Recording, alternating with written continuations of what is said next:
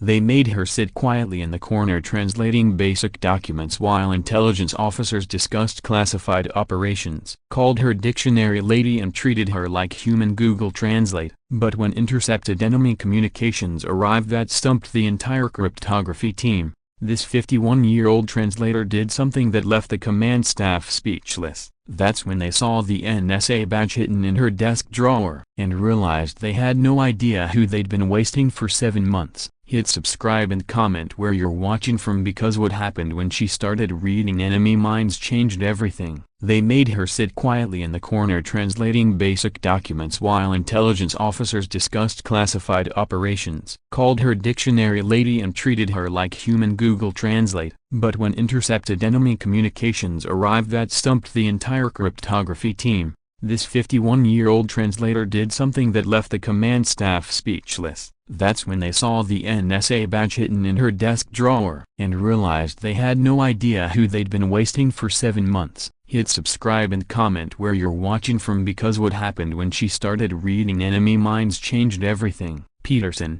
did you finish translating those supply reports? Called Major James Reynolds from across the intelligence briefing room. Almost done, sir, replied Dr. Elena Peterson, not looking up from her stack of routine documents. Take your time, laughed Captain Sarah Kim. It's not like we're fighting a war or anything. Maybe we should get her a bigger dictionary, added Lieutenant Mark Torres with a smirk. Elena nodded quietly and continued her work. 51 years old, graying blonde hair pulled back in a simple bun, reading glasses that made her look more like a librarian than someone working in military intelligence. Civilian contractor badge that marked her as an outsider. Peterson, Major Reynolds barked, when you're done with your homework, we need those Arabic documents from yesterday. Yes, sir. The intelligence officers laughed as they returned to their important work. Elena kept translating, but she heard every dismissive comment. Had been cataloging them for 7 months now. Forward Operating Base Damascus was the nerve center for intelligence operations across the region, home to signals intercept, cryptographic analysis, and operations that determine the success or failure of military campaigns. And Elena Peterson was treated like the least important person in that chain. Look at dictionary lady scribbling away, whispered intelligence analyst Sergeant Rodriguez to his partner. Probably takes her an hour to translate a menu. Should have hired someone younger, replied his colleague. Someone who understands technology. From her corner desk, Elena heard the conversation, filed away the assumptions, processed information that translators weren't supposed to analyze, because Dr. Elena Peterson hadn't always translated supply reports. Every morning at 07:00, Elena arrived at the intelligence center. She organized her translation queue, updated her dictionaries, and prepared for 8 hours of converting foreign documents into English. Morning, Peterson, Base Intelligence Chief Colonel Patricia Hayes would say as she passed Elena's desk. Good morning, ma'am. Keep up the good work with those translations. Colonel Hayes was professional but distant. Like most officers,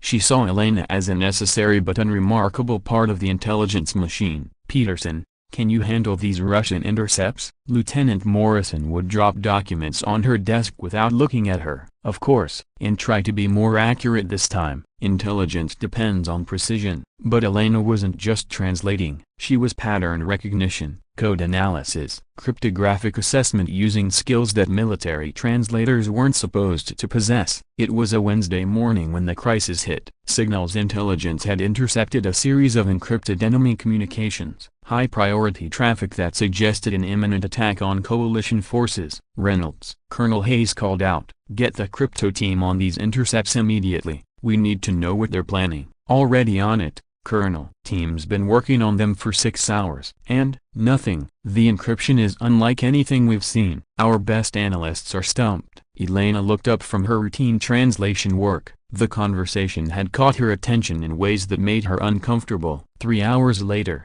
the crypto team was still failing. The intercepted communications remained unbroken while intelligence suggested enemy forces were moving into position. Colonel, Major Reynolds approached Hayes with obvious frustration. We're not making progress. This encryption is beyond our current capabilities. What about NSA support? 12-hour turnaround minimum. By then, whatever they're planning will be in motion. Elena continued her translation work, but her attention was elsewhere, listening to descriptions of the encryption, analyzing patterns from overheard conversations, processing information with neural pathways trained for exactly this type of problem. "Ma'am," she said quietly.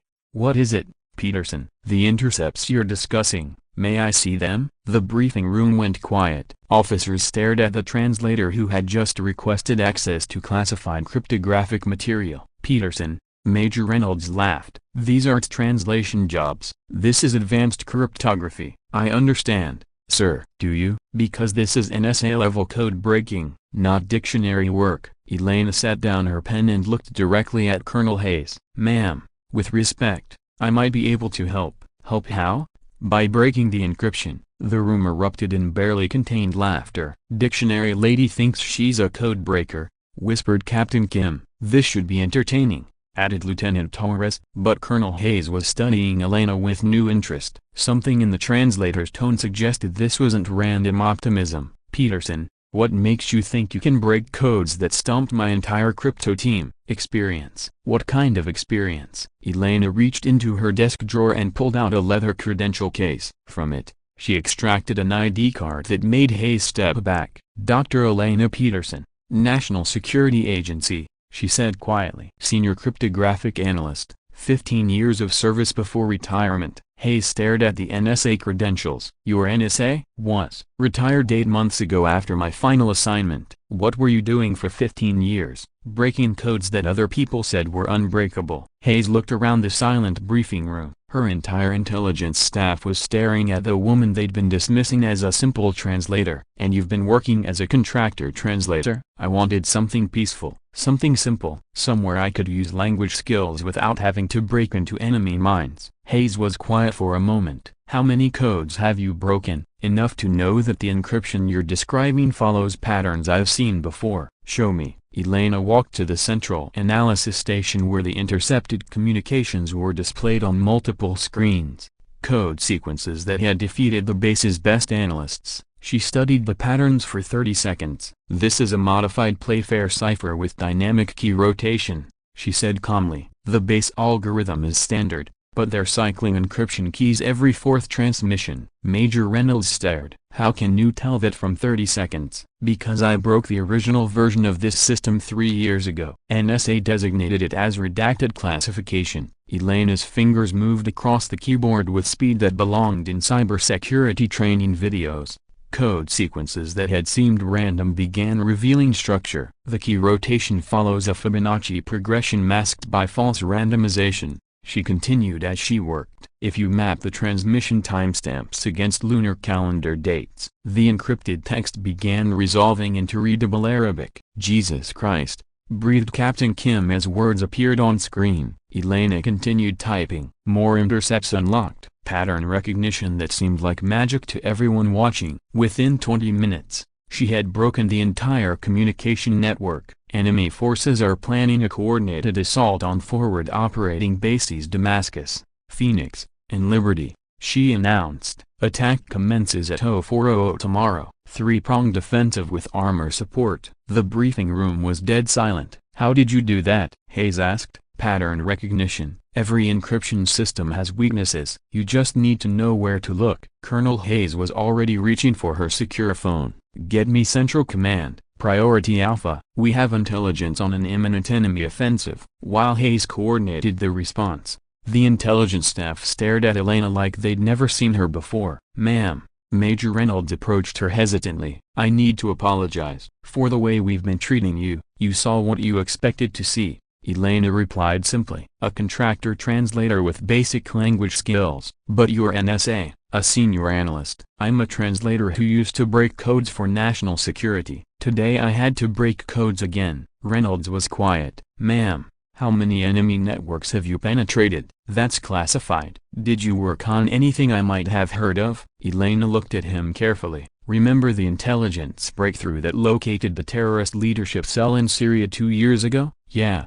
That was a major NSA operation. I broke the encryption that led to that location. Reynolds stared. You broke the codes that found those targets? Among others, including the network analysis that prevented the embassy bombing in Jordan. Word spread through the base within hours. The translator everyone had been dismissing for months was actually one of the most elite cryptographic analysts in intelligence history. The intercepted intelligence Elena had provided allowed coalition forces to prepare defensive positions and call in air support. The enemy offensive was defeated before it began. Peterson, Colonel Hayes found her the next morning, still at her translation desk. I need to discuss your future here, ma'am. NSA wants you back. Full reinstatement with promotion to senior advisory level. Elena continued organizing her translation queue. I appreciate the offer, but I'm content here. Content translating supply reports, content using language skills to help people without having to invade enemy communications networks every day. Hayes studied her. But your talents are available when needed. But my preference is translating documents and staying invisible. Although she refused reinstatement,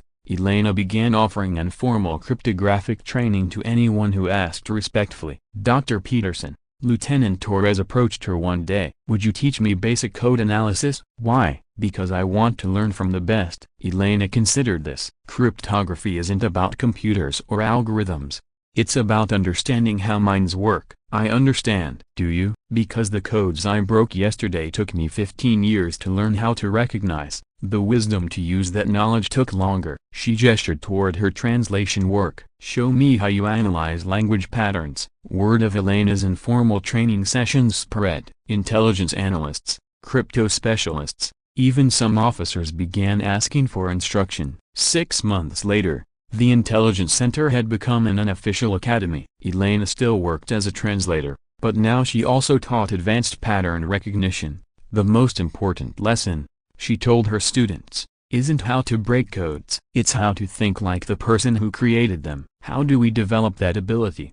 Dr. Peterson, by remembering that every code tells a story. Your job is to understand the mind that wrote that story. Major Reynolds had become one of her most dedicated students. The shock of learning who she really was had taught him humility. Dr. Peterson, how do you stay so calm when analyzing enemy communications? By remembering that behind every code is a human being trying to hide information. Understanding their psychology is more important than understanding their mathematics. Is that why you solved our intercepts so quickly? I recognize the psychological pattern. The encryption was sophisticated, but the mindset behind it was familiar. New intelligence personnel arriving at the base were briefed about Elena during orientation. The translator at Desk 7, supervisors would say, she's the most experienced codebreaker in this theater. Treat her accordingly. Most figured it out quickly when they saw senior officers asking for her cryptographic advice. Young analysts would sometimes ask her about her career. Dr. Peterson,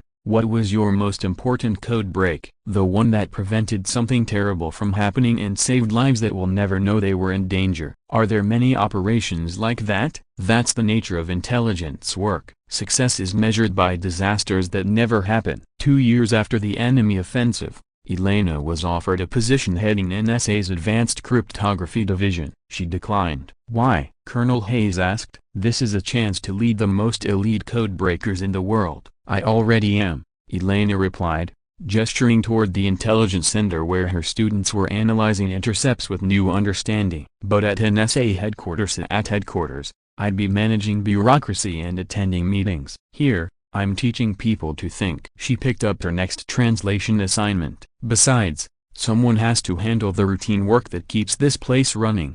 New students often asked Elena what made effective intelligence analysis. Is it mathematical ability? Dr. Peterson, mathematics help, but the most important quality is psychological insight. Pattern recognition? Pattern recognition is a tool. The real skill is understanding that every pattern was created by a human mind with specific goals and limitations. How do we develop that understanding? By remembering that intelligence work isn't about being smarter than your enemies.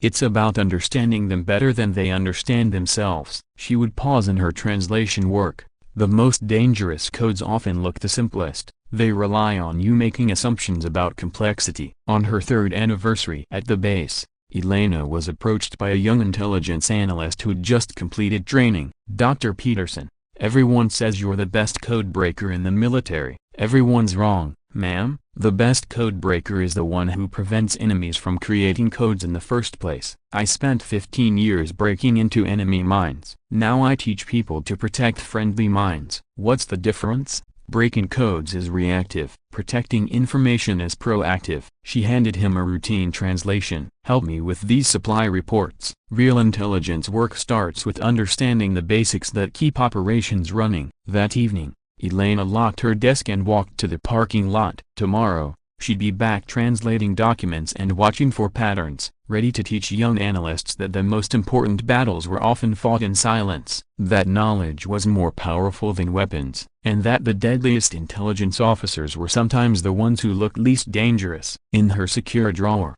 she kept certificates from NSA operations that had changed the course of conflicts, classified achievements that would never be publicly acknowledged. But her proudest accomplishment was the morning when coalition forces survived an enemy offensive because someone in the corner had been paying attention to patterns. The translator who read enemy minds, the analyst who chose teaching over recognition, the codebreaker who found peace in language. Exactly who she chose to be.